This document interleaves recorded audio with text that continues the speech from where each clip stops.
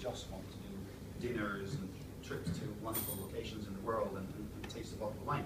But actually, if you wanted to become a professional at it, it's almost impossible because there's never any money attached to it.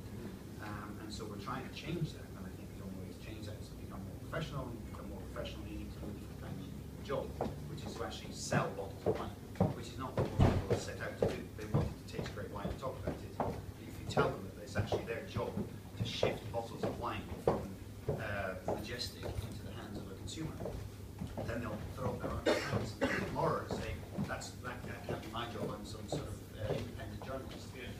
So that's the struggle, I think, is if we're not improving our role in some sort of value chain, then there isn't ever going to be money attached to it.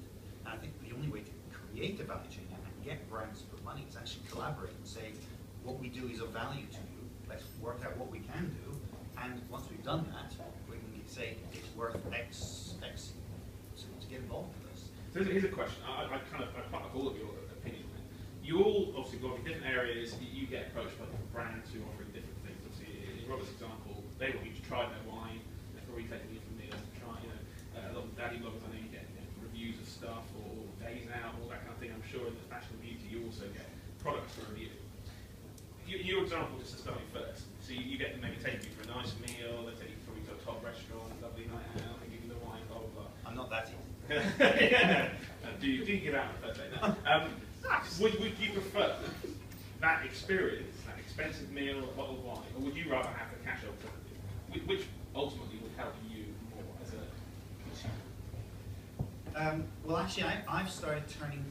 From the very beginning, I have not accepted free samples of wine because do you want to send them to me? Because I would. Yeah.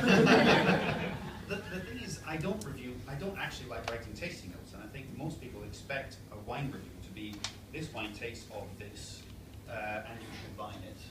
And I personally find that incredibly boring. And as much as I love wine, I never read anybody else's tasting notes. I can't imagine why anyone would want to read mine.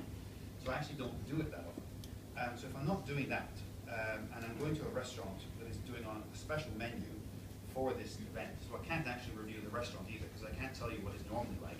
I can only tell you what they did for me that evening. I don't see a point in it, so I started turning those down.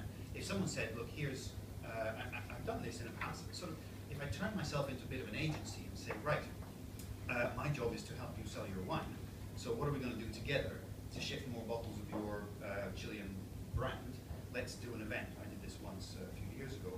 Let's get some friends of mine who are food bloggers. They'll send them off to a market. They'll buy all their stuff. They'll taste the wine. They'll try and find a menu to match that wine. We'll film this all. We'll share this all, and people will say, "Oh, that Cabernet Sauvignon from Chile went particularly well with chicken in a mole sauce. That was a winner. Great, lots of great content. They paid me for that. Now that I would rather give money because I'm actually helping them sell bottles of wine. I don't honestly think that me tasting a bottle of wine and reviewing it or spending time in a vineyard, as much as I love it, is